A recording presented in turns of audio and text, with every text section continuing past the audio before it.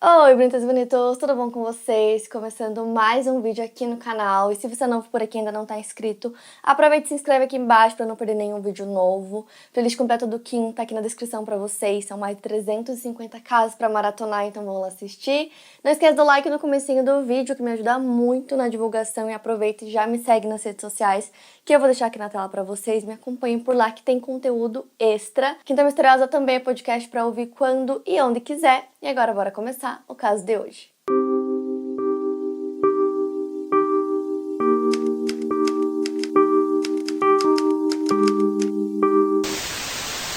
No dia 31 de maio de 1995, era uma quarta-feira, um casal jovem chegou ao Oslo Plaza Hotel, que é um hotel 5 estrelas localizado na cidade de Oslo, capital da Noruega. Na época, esse hotel era considerado o hotel mais luxuoso da cidade. A mulher era jovem, ela tinha cabelos pretos e curtos, seus olhos eram azuis e ela tinha algumas pintinhas na bochecha esquerda e em seu queixo. A recepcionista pegou as informações dela para realizar o check-in. A mulher disse que se chamava Jennifer Fairgate, que ela tinha 21 anos e que seu companheiro se chamava Louis Fairgate. Ela registrou seu endereço como Rue de la Stade, 148, e disse que ficava em uma pequena vila na Bélgica. Os funcionários do local que tiveram algum tipo de contato com ela se lembram que ela tinha um sotaque típico da Alemanha Oriental. No momento que ela foi preencher, aquele formulário com as suas informações pessoais, ela escreveu o sobrenome Fairgate com E, e aí a recepcionista tinha anotado com AI. Nesse momento ela não tinha apresentado nenhum documento comprovando a sua identidade, como um RG, alguma coisa do tipo. E como eu falei pra vocês, eles foram pra esse hotel que era 5 estrelas e por conta disso ele não era um hotel barato. Então, se fosse pegar o valor que eles pagaram na época e converter pra hoje, seria em torno de R$ 1.600 a diária. A recepcionista entregou a chave do quarto pra eles, era o quarto 2805. Então, o casal pega a chave e vai até o quarto, isso era por volta das 10h44 da noite. Então eles chegaram no hotel no dia 31 de maio, e aí no dia 3 de junho, a recepcionista do dia, que era a Eve, era 7h30 da noite, ela percebeu que eles estavam estendendo a estadia deles, e que até aquele momento eles não tinham pagado por nenhuma das diárias, inclusive eles não tinham nem apresentado um cartão de crédito no momento que eles fizeram o check-in. Então ela decidiu enviar uma mensagem pro quarto deles que aparece na tela da TV e dizia: entre em contato com o caixa, e aí através do controle remoto eles conseguiam responder e eles apertaram o botão OK. A recepcionista percebeu que já tinham sido enviadas 2 mensagens parecidas para aquele quarto nos dias anteriores e ela decidiu chamar a limpeza para tentar entender por que eles não tinham limpado o quarto, nem na sexta e nem no sábado. Então as funcionárias explicaram que era porque estava com a plaquinha de não perturbe na porta e que na quinta-feira uma das funcionárias da limpeza tinha entrado no quarto para fazer a limpeza, só que o quarto estava perfeito. Ela disse que nem parecia que alguém tinha dormido ali, estava intocado, e depois disso elas não entraram mais no quarto. A recepcionista ainda estava achando tudo muito esquisito, então ela decide chamar o segurança que estava trabalhando no hotel naquela noite, e o nome dele era Espen, ele tinha 25 anos. E ela pede para ele checar o quarto para ver se estava tudo bem, então ele pega o elevador e sobe até o 28º andar e chega no quarto 2805. Isso era por volta das 7h50 da noite, então ele chega e bate na porta. Um segundo depois ele escuta um barulho bem alto, e a porta era bem pesada, as paredes do hotel eram todas de concreto, então acabou abafando um pouco o som. Ele imediatamente pensa que era um tiro, o barulho que ele ouviu, então ele se esconde e ele tem a informação de que 2 pessoas estão dentro daquele quarto. Então ele imagina que alguém vai sair, ele fica escondido esperando que essa pessoa saia. Ele espera alguns segundos, ele tinha um rádio que ele conseguia se comunicar com toda a equipe do hotel, mas ele decidiu não mandar essa mensagem pra ninguém sobre o que estava acontecendo. Ele esperou alguns segundos, não aconteceu nada, então ele correu pro elevador, foi até a guarita e ele informou o chefe de segurança, que ele tinha escutado um barulho, que foi muito estranho. Eles decidiram ligar pra polícia. Ele pergunta na ligação pra polícia se aqueles hóspedes eram pessoas perigosas, mas a polícia não tinha nenhum registro daqueles nomes. Enquanto ele tá na ligação, o chefe da segurança decide ir até o quarto, ele chega lá e bate na porta. Ninguém atende, e nisso era 8h04 da noite, o que significa que o quarto ficou sem vigilância alguma por 15 minutos, então não se sabe se nesse tempo alguém entrou ou saiu do quarto. Ele tinha um cartão-chave que abria todas as portas dos quartos, então ele decidiu abrir a porta para ver o que estava acontecendo e percebeu que eles tinham trancado a porta por dentro também, o que significa que as pessoas que estavam ali realmente não queriam que ninguém entrasse. O fato da porta estar trancada por dentro significava que as únicas pessoas que conseguiriam entrar eram funcionários do hotel, então nenhuma outra pessoa que estivesse lá conseguiria. Então ele abre um pouco da porta, tipo uma fresta da porta, e imediatamente vem um cheiro muito forte. Ele consegue olhar um pouco dentro do quarto e ele vê uma mulher em cima da cama, deitada com a barriga pra cima. Ela estava imóvel e o quarto estava bem escuro, então ele chama por ela, mas ela não responde. Ele decide não entrar no quarto, então ele fecha a porta e liga de novo pra polícia, só que dessa vez ele fala que tem uma pessoa morta dentro do quarto. E aí a polícia demora mais 30 minutos pra chegar. Quando a polícia chega, eles vão imediatamente pro quarto e o policial Aldon foi um dos primeiros a chegar no local. O corpo da mulher estava deitado exatamente da forma que o chefe de segurança tinha relatado, então ela estava de barriga para cima, imóvel, e quando eles chegaram mais perto, perceberam que ela tinha levado um tiro na testa. Ela parecia ter morrido de forma instantânea e não tinha nenhum sinal de luta no quarto. Inclusive, tudo que eles encontraram no quarto sugeria que ela estava ali o tempo todo sozinha. Ela tinha perdido muito sangue e ela segurava uma arma na mão direita que estava apoiada em seu peito. A TV do quarto ainda estava ligada e o quarto estava todo arrumado, impecável, então parecia que ninguém tinha usado o quarto. E eles também encontraram uma mala e uma maleta. Antes mesmo da chegada dos peritos no local, foi enviado um relatório para a polícia, onde eles acreditavam que eles estavam diante de uma cena de suicídio. Os peritos começam a investigação imediatamente, e isso aconteceu à noite. Então, quando eles deram entrada no hotel, foi entregado para eles 2 cartões-chave e os 2 estavam dentro do quarto. E como eu falei para vocês, o quarto tinha sido trancado 2 vezes pela parte de dentro. A janela estava entreaberta e por fora tinha uma fachada de vidro que se estendia até o final do prédio, né, como eu falei para vocês. Esse era o andar 28. Nos pertences da mulher, eles encontraram ao todo 34 cartuchos de munição. Porém, não tinham meios de identificar quem era aquela mulher, porque não tinha absolutamente nada nas coisas dela. Não tinha carteira, cartão de crédito, carteira de motorista, algum tipo de documento, passaporte, dinheiro, chave da casa dela ou do carro, não tinha nada. Pra vocês terem ideia, não tinha nem produtos de higiene pessoal, como uma escova de dente, por exemplo, ou alguma maquiagem, tipo, nada. Ela estava usando um relógio no pulso direito da marca Citizen Aqualand e a única coisa que eles encontraram com ela era um frasco de perfume vazio, e era um perfume masculino, mas isso não impedia que fosse dela e que ela usasse aquele perfume. A polícia também encontrou várias peças de roupa naquele quarto e uma coisa muito estranha é que todas as etiquetas das peças haviam sido arrancadas de todas as roupas. E mais estranho ainda é que só tinham partes de cima, então eram várias partes de cima, mas não tinha nenhuma parte de baixo. Eles foram verificando peça por peça e eles perceberam que em algumas delas a etiqueta tinha sido tirada cuidadosamente ponto por ponto. A única peça que ainda tinha etiqueta era uma jaqueta da grife alemã René Lázard e essa etiqueta ficava no forro, então se fosse arrancar, rasgaria o forro. Mas a única informação que a polícia conseguiu tirar disso é que aquela jaqueta era vendida na Alemanha. A mala encontrada no quarto era azul turquesa e era da marca Traveline, que também é uma marca alemã, o que de novo só poderia provar que tinha sido trazida da Alemanha ou comprada lá. O nome dos fabricantes também foram retirados da palmilha do sapato e a única coisa que eles encontraram foi um escrito produzido na Itália. O único dinheiro que pôde ser vinculado àquela mulher foi uma nota norueguesa de 50 coroas que ela tinha entregado como gorjeta no dia anterior. Na época ainda não haviam notas unificadas dos países europeus, então aquela específica poderia apenas mostrar os lugares por onde ela passou. Uma coisa que também chamou atenção na investigação foi que no momento do check-in eles não apresentaram nenhum documento, comprovando a identidade. Eles não pagaram pela estadia e também não apresentaram nenhum cartão de crédito, que era um procedimento padrão. Era um hotel 5 estrelas, então era muito estranho que eles tivessem dado entrada naquele hotel daquela forma, sem apresentar aquelas informações que todo mundo tinha que apresentar. Inclusive, esse hotel específico costumava ser bastante rígido quanto à segurança, então isso era muito esquisito. E basicamente qualquer informação que pudesse confirmar a identidade dela foi removida ou levada por alguma pessoa e não tinha nada que pudesse comprovar quem era aquela mulher. Então todas as informações que a polícia tinha eram aquela ficha que ela preencheu quando ela fez o check-in. E aí tinha o nome, Jennifer Fargate, como eu falei pra vocês, ela escreveu de um jeito e a recepcionista escreveu o sobrenome de outro. Ela preencheu a data de nascimento dia 28/8/1973 e ela tinha colocado também o número do telefone do país onde ela alegou morar, que no caso era a Bélgica. Tudo indicava que ela estava sozinha no momento em que morreu. Como eu falei pra vocês, o quarto estava trancado por dentro, não tinha sinal de luta, não tinha nada que indicasse que outra pessoa estava lá, então foi assim que eles solucionaram o caso e colocaram por escrito que ela tinha tirado a própria vida. Uma ordem de teste de laboratório foi enviada ao Serviço Nacional de Investigação Criminal, conhecido como CRIPOS, que dizia que a morte era suicídio.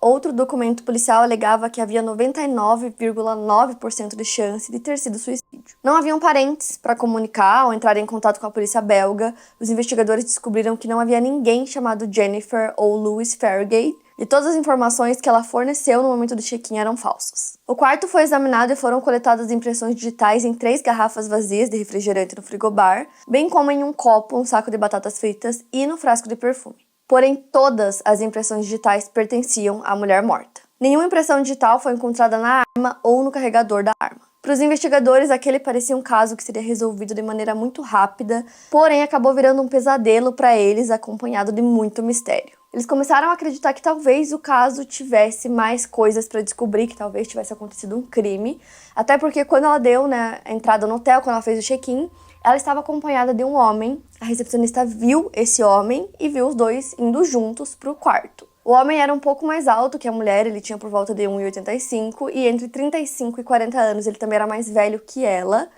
E depois que eles fizeram o check-in, ele simplesmente desapareceu. Como eu falei pra vocês, aparentemente aquele hotel era bastante rígido com a segurança, eles tinham algumas câmeras instaladas, mas parece que a polícia nunca foi atrás dessas imagens. A arma utilizada no crime também não trouxe nenhuma informação relevante para o caso, porque o número de série da arma tinha sido apagado de maneira muito profissional usando ácido, então não tinha como saber quem tinha comprado aquela arma, de onde veio aquela arma. Os técnicos da investigação criminal conseguiram recuperar alguns números da arma, mas não o suficiente para conseguir rastrear de onde ela tinha vindo. A única informação que eles tinham é que a arma tinha sido produzida na Bélgica entre 1990 e 1991.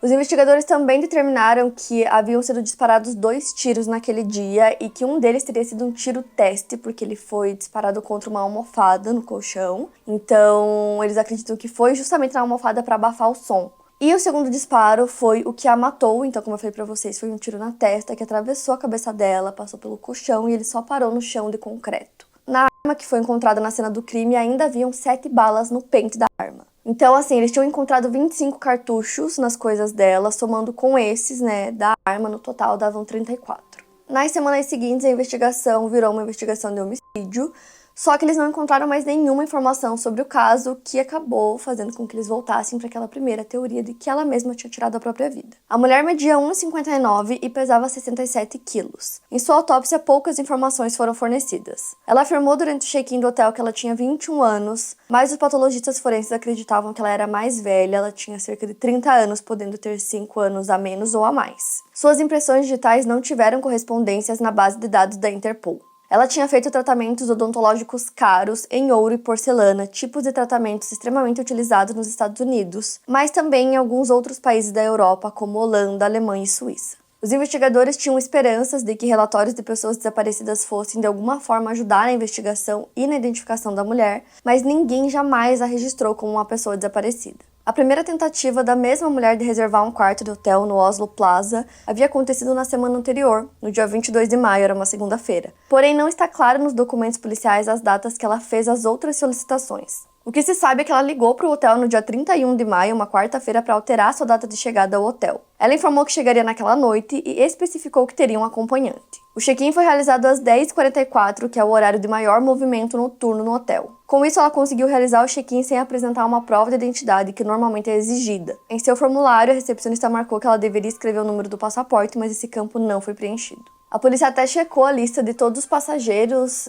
nas companhias aéreas, naquele dia especificamente, para ver se encontravam alguma coisa, mas não acharam nada. Então, na verdade, assim, conforme a investigação ia andando, eles tinham mais perguntas do que respostas, porque cada vez ficava tudo mais estranho ainda. Nesse ponto, o subchefe da polícia decidiu colocar 5 dos investigadores de homicídio mais experientes para trabalharem no caso. Com a investigação, foram surgindo cada vez mais teorias. Eles começaram a acreditar que a mulher do Plaza, que era como eles a chamavam, poderia fazer parte de uma grande operação antidrogas e que alguma coisa tivesse dado errado e por isso ela foi morta ou tirou a própria vida. Outra teoria é que ela poderia trabalhar para algum tipo de serviço secreto de inteligência e que isso explicaria o motivo dela ter removido todas as coisas que poderiam levar à sua identidade. Outra possibilidade era dela ser uma assassina de aluguel, que tinha ido para a Noruega com algum trabalho, ou ela poderia ser uma prostituta de luxo. Eles até pensaram que ela poderia também ser apenas uma mulher que estava deprimida e teria escolhido esse hotel especificamente para tirar a própria vida. A mulher do Plaza chegou até a ser investigada em conexão com um caso específico de uma máfia italiana, mas a polícia italiana acabou descobrindo que não existia conexão alguma. As suspeitas da polícia norueguesa eram as de que a mulher do Plaza seria a esposa desaparecida do chefe da máfia, chamada Leoluca Bagarella. Os investigadores então começaram a conversar com os funcionários do hotel que viram a mulher ou falaram com ela, e eles disseram que ela falava tanto inglês quanto alemão. E era basicamente isso, eles não tinham muito para falar sobre ela. Eles tinham um sistema de fechadura digital no hotel, só que ele registrava só as entradas, e tiveram poucas entradas no quarto, mas ele não conseguia mostrar todas as saídas. Então a porta teria sido aberta à 00h21 do dia 1º de junho, e novamente 8 horas depois, às 8h34 da manhã. E de novo, 12h50, quando a faxineira entrou no quarto e percebeu que o quarto estava perfeito, parecia que ninguém nem tinha entrado ali. Alguém teria aberto a porta de novo 20 horas depois, às 8h50 da manhã. E aí, novamente, às 11h03. No dia 2, às 8h23, foi feito um pedido, no serviço de quarto, que foi entregue no quarto da Jennifer. Mas não haviam sinais de nenhuma entrada no quarto em horário próximo à sua morte. Então ela foi vista pela última vez cerca de 24 horas antes da sua morte, que foi justamente quando ela fez esse pedido de serviço de quarto e entregaram para ela. Naquele dia, a funcionária Christian, que estava encarregada dos pedidos de serviço de quarto, então a Jennifer liga e faz um pedido de comida às 8h06 da noite. A coisa que a funcionária mais se lembra desse dia foi a gorjeta generosa que ela recebeu, que foi de 50 coroas, o que era um valor alto para a época. A funcionária também se lembra que tinham muitas bagagens no quarto, que fez ela pensar que aquela mulher era uma funcionária de bordo, mas que tirando as bagagens o quarto estava perfeito e intocado. A funcionária também observou que tinha uma mala de rodinhas no quarto, que depois não estava lá quando eles encontraram o corpo, e que no momento que ela foi entregar o pedido, a Jennifer usava tipo um terno que era azul escuro ou preto e uma saia longa. Essa saia até um pouco mais dos joelhos, e aí ela descreveu bem essa roupa, mas nenhuma dessas peças foi encontrada, no momento em que eles encontraram o corpo, então essas roupas não estavam mais lá. Mas para os investigadores, tudo apontava cada vez mais para que ela tivesse tirado a própria vida, isso porque ela passava muitas horas dentro do quarto, então ela saiu pouquíssimas vezes, aparentemente, e eles acreditavam que ela estava lá todo aquele tempo se preparando para o fim. A polícia passou cerca de 1 ano investigando o caso, essas foram todas as informações que eles conseguiram encontrar, não tinha mais nada.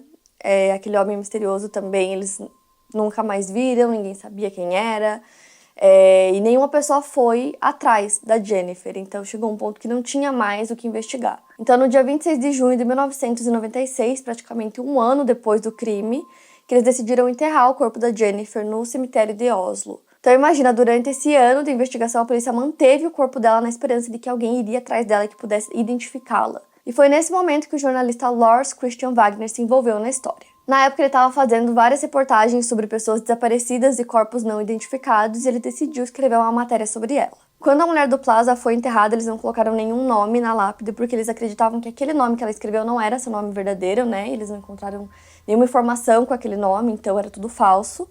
E o jornalista acreditava que ela merecia um nome na sua lápide. Então, naquele mesmo ano, em 96, ele publicou uma reportagem sobre ela, e ele disse que nos 20 anos seguintes, ele meio que sempre revisitava aquela reportagem, as informações que ele levantou, porque era uma história que deixava ele muito intrigado. Uma das coisas que ela tinha colocado naquela ficha é que ela morava em Verlaine, na Bélgica, que é uma pequena cidade que realmente existe. Então o jornalista decidiu ir até essa cidade para tentar descobrir alguma coisa, se ela realmente morava lá, se tinha alguma ligação dela com essa cidade, alguma informação que pudesse ajudar no caso. E ele decidiu entrar em contato com um jornalista que morava lá, chamado Cedric, porque ele achava que seria mais fácil, com a ajuda dele.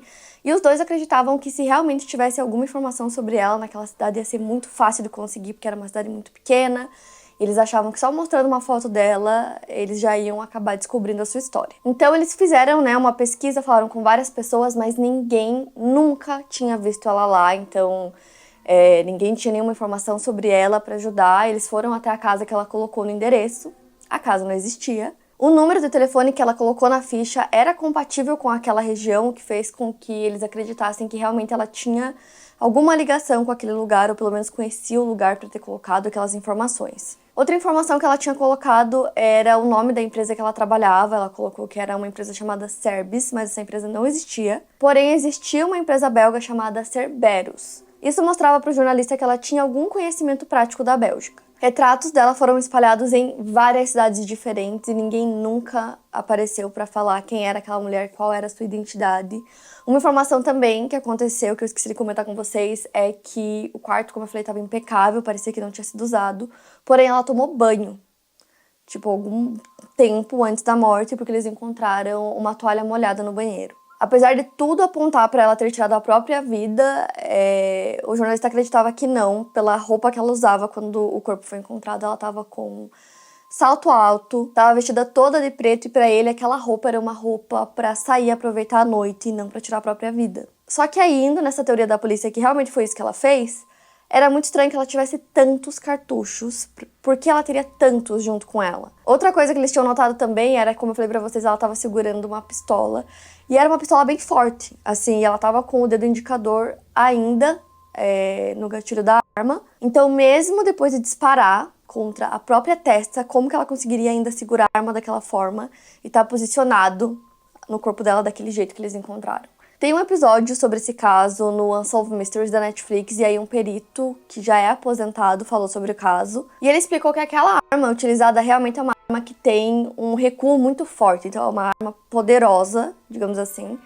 E a forma como estava o corpo dela, a posição da arma e tudo mais, não fazia sentido pra ele. De acordo com o recuo daquele disparo, ela teria que ter pelo menos caído no chão, ou a arma tinha que ter caído, alguma coisa assim. Já o chefe de patologia diz que ela poderia sim ter tirado a vida daquela forma se tivessem manchas de sangue em sua mão. Ele explica que quando a pessoa tira a própria vida usando uma arma, geralmente ela tá nervosa, ela tá tremendo e ela utiliza as duas mãos pra fazer isso, e não tinha nada na mão dela, não tinha manchas de sangue nem de pólvora, que é muito estranho. O jornalista resolveu reconstruir a cena do crime para tentar entender melhor o que pode ter acontecido, e ele pediu a ajuda de 2 especialistas. Um deles era o Per Iversen, que é investigador aposentado do National Crime Investigation Service. Eles revisaram a cena e começaram a conversar sobre as possibilidades, porque parecia provável que alguém tivesse matado ela. Não tinham sinais de luta, talvez ela estivesse sob efeitos de drogas, mas na época do caso a polícia pediu exames toxicológicos apenas voltados para o álcool e os exames deram negativo. Ainda no processo investigativo, com o objetivo de entender melhor o que tinha acontecido dentro daquele quarto, o jornalista Lars resolveu montar uma linha do tempo dos acontecimentos. O cartão-chave do hotel registrava todas as vezes que alguém utilizava para entrar no quarto, mas não para sair. Como ela não usou a chave para entrar muitas vezes no quarto, a polícia teria se fixado na teoria de que ela passou grande parte do seu tempo dentro daquele quarto, se preparando para tirar a própria vida. Só que conversando com as camareiras que entraram no local para limpá-lo na quinta-feira, era por volta da 1 da tarde, elas afirmaram que não tinha ninguém, que o quarto estava vazio. A porta do quarto só seria aberta novamente 20 horas depois, às 8h50 da sexta-feira. Esse intervalo de tempo em que a mulher passou fora do quarto levava a muitas perguntas sobre o que ela estava fazendo. Será que ela estava com alguém? Ela estava passeando? Ela conhecia alguém da cidade? Por que ela tinha uma arma? O Lars também usou a teoria de que ela poderia ser uma agente secreta de algum tipo de serviço de inteligência internacional, ou que ela poderia ser uma assassina contratada. Mas isso também levaria ao questionamento do porquê ela teria escolhido o Oslo, né, como já mencionado, o melhor hotel da cidade para se hospedar. Um hotel que era usado para reuniões políticas e negócios importantes, até sendo usado para negociações secretas entre Israel e as autoridades palestinas, segundo Lars. Ele diz que eram reuniões mantidas em segredo e que após essas reuniões de paz entre os países, a Noruega chegou a se envolver com o objetivo de manter a paz. O Lars também entrou em contato com o antigo líder do grupo E14 do Serviço de Inteligência da Noruega, Ola Kaldager, para conversar com ele sobre o caso e entender quais seriam as teorias de um agente da inteligência sobre a mulher do Plaza. O homem diz que o trabalho feito por ele como agente secreto era similar à espionagem. Em sua opinião, a morte da mulher foi um trabalho de inteligência muito bem sucedido. Ele diz que é difícil dizer o que aconteceu com certeza, mas ele sente que ela pode ter sido executada. Ele também esclarece que o procedimento de retirar as etiquetas das roupas é muito utilizado por eles, porque isso dificulta muito para a polícia conseguir descobrir a identidade, né, das pessoas, justamente porque não tem como saber de onde aquelas roupas vieram. Ele também fala que o fato da porta estar trancada duplamente por dentro não seria um problema, porque os agentes conseguem facilmente abrir qualquer porta. Ou seja, a porta poderia ter sido manipulada para ficar exatamente daquela forma para quando alguém fosse chegar no quarto e entrar no quarto, e seria muito difícil para a polícia descobrir essa manipulação. Então, nessa teoria, faria muito sentido para eles que ela fosse realmente uma agente secreta. Isso também justificaria o porquê que ela nunca foi identificada por ninguém, nenhum membro da família. Geralmente o governo cuida dessas famílias, né, e geralmente eles dão até apoio financeiro. Outra coisa que intrigou muito o jornalista foram em relação às roupas e a falta de roupas também para a parte inferior do corpo. Então ele observa que ela levou um suéter de algodão, uma jaqueta de couro preta longa, uma blusa sem mangas, um blazer cinza e um sobretudo. Na bolsa de viagem tinha uma meia calça preta, um top de seda preto, 3 sutiãs. E só isso, e aí tinham as roupas que ela estava usando, que eram sapatos, meias, sutiã, shorts de pijama de seda, uma jaqueta de algodão comprida que ia até as coxas. E outra coisa que eu já comentei é que não tinham partes de baixo, então tinham muitas partes de cima, e pra elas era muito estranho que a única parte de baixo que ela tivesse fosse aqueles shorts de seda que parecia mais um pijama. Os únicos sapatos encontrados no quarto eram os que a mulher do Plaza estava usando, e aí o Lars, o jornalista, conseguiu entrar em contato com uma camareira. Essa camareira especificamente era quem cuidava do andar 28º, e aí ela explica que ela se lembra de limpar o quarto naquele dia, no dia 1º de junho, e ela estava com uma colega que estava em treinamento, e aí ela lembra de estar limpando o quarto, que o quarto estava bem limpo na real, e que tinha apenas um sapato lá. Quando ela foi encontrada, como só tinha um par de sapatos, eles tinham duas possibilidades. Ou ela tinha mais sapatos que foram retirados do quarto, né? Quando eles, digamos assim, levando em consideração essa teoria de que alguém executou ela, então essa pessoa teria levado os sapatos e deixado só aquele no corpo dela. Ou que ela teria saído do quarto de hotel descalça. Ele tinha fotos, né, do corpo, então ele mostrou os sapatos que estavam no corpo. E a camareira disse que não eram os sapatos que ela viu naquele quarto. O Lars investigou esse caso durante muitos anos, e aí, como eu falei pra vocês, o caso aconteceu em 95, e ele acreditava que com o passar dos anos, a tecnologia tinha melhorado muito e poderia ajudar na solução desse caso. E aí tinha um problema, porque quando o caso aconteceu, eles coletaram várias evidências, então eles tinham amostras de sangue, tinham evidências que eles conseguiram coletar pelo quarto e tal, só que quando eles deram o caso como solucionado um ano depois, e quando o corpo foi enterrado, eles destruíram todas essas evidências. Então, em 2015, o Lars teria sugerido ao subchefe da polícia que uma última tentativa de descobrir quem era Jennifer Fargate fosse feita. Ele convenceu as autoridades a realizarem a exumação do corpo, porque essa seria a única forma de conseguir uma amostra de DNA. A exumação foi autorizada e realizada no dia 16 de novembro de 2016. Haviam sobrado mais restos de tecido do que o esperado e foi possível obter um perfil completo de DNA. O perfil foi enviado para análise e era uma esperança, em descobrir quem era aquela mulher, porque assim talvez a investigação conseguisse desvendar o que tinha acontecido naquele quarto. Quando o resultado saiu, eles descobriram que a mulher era descendente de europeus, e levando em consideração que um dos funcionários do hotel comentou sobre seu sotaque da Alemanha Oriental, então acreditavam que ela era de lá, ou pelo menos viveu parte de sua vida no local. Mas isso foi tudo que eles conseguiram saber. Não haviam perfis compatíveis de DNA para que a polícia conseguisse efetivamente identificá-la. Com isso, o jornalista quis buscar outras maneiras para identificá-la e ele pensou em sua idade. Ela registrou que tinha 21 e o legista determinou que eram 30, com a chance de ser 5 anos a mais ou menos. Então ele resolveu conversar com um professor suíço, especialista forense, e ele falou que haviam outras maneiras de identificar a idade específica de alguém. Esse professor se chama Henrik Drude e trabalha na Suíça. Ele explicou ao programa Unsolved Mysteries que durante a Guerra Fria, que aconteceu em 1955 a 1963, bombas nucleares explodiram no mundo todo e essas bombas criaram um aumento dos níveis de C14, carbono 14, na atmosfera. Em algumas estruturas, como o esmalte dos dentes, por exemplo, esse carbono 14 é incorporado na concentração em que estava na atmosfera na época. Com isso, é possível usar dentes para determinar a idade de alguém, comparando a concentração de carbono 14 com a que estava na atmosfera. Nessa comparação, o professor afirma que eles determinaram que ela provavelmente nasceu em 1971, então ela teria 24 anos quando morreu. O jornalista diz que com isso a investigação está mais próxima de identificá-la, porque agora sabe-se que ela nasceu provavelmente entre 1970 e 1972 e teria passado sua infância na Alemanha Ocidental, limitando a área da sua origem. Com essas informações, ele decidiu trabalhar com o maior jornal da Europa, o Bild Zeitung, que é de Berlim. São 10 milhões de pessoas que entram em contato com esse jornal de maneira diária, e essa era a esperança de que alguém a reconhecesse. O Lars diz que eles receberam muitas dicas, mas até o momento nada havia sido levado a uma efetiva conclusão. Ele também investigou o relógio de mergulho que ela usava, que era da marca Citizen Aqualand, e o item era algo bem popular para a época. A Interpol de Tóquio conseguiu localizar o fabricante daquele relógio em particular e ele teria cerca de 3 anos, sendo fabricado em janeiro de 1992. Mas o fabricante não conseguia dizer onde aquele relógio havia sido vendido. O relógio tinha 3 baterias do tipo 370 que foram fabricadas pela Renata, uma fábrica suíça de baterias. A fábrica informou que essas baterias teriam sido entregues aos revendedores nos meses de dezembro de 94 e janeiro de 95. Porém, a fábrica também não foi capaz de fornecer mais detalhes, visto que produziram cerca de 1 milhão de baterias todos os meses. Em cada bateria tinha a inscrição W395 feita à mão. Os investigadores da época descobriram que muitos relojoeiros colocavam a data nas trocas de baterias. A inscrição provavelmente significaria que um dos relojoeiros com a inicial W em seu próprio nome ou na empresa que ele trabalhava substituiu a bateria em março de 95. Só que na época a polícia não conseguiu localizar o responsável. Em 2017, o Lars teria publicado um artigo falando sobre o caso e leitores do jornal VG afirmaram que o W poderia ser uma abreviação de uma palavra alemã que significa trocar, substituir, alterar e poderia não ter a ver com o nome da empresa ou do relojoeiro. Nesse mesmo ímpeto de tentar identificar os itens deixados no quarto para que eles de alguma forma pudessem levar a identidade da mulher, a maleta preta onde os cartuchos estavam tinha apenas um pequeno búfalo de metal que foi identificado como parte da logo da marca Braun Buffel, fabricante alemã de artigos de luxo em couro. A pasta teria sido produzida entre 86 e 91, mas a empresa não soube especificar onde ela teria sido vendida. Depois de publicar o artigo em 2017, o Lars recebeu algumas dicas sobre a origem da arma, especialistas afirmando até que ela poderia ser uma cópia. De qualquer maneira, nenhuma das pistas dadas por especialistas ou colecionadores trouxe a origem efetiva da arma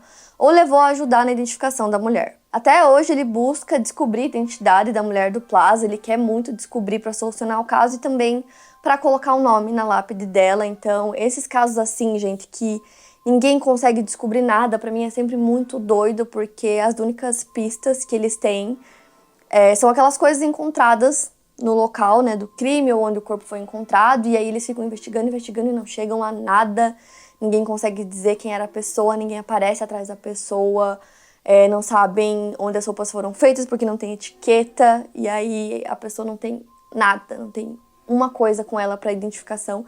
E tudo isso é muito estranho, porque alguém tem que saber quem é essa mulher.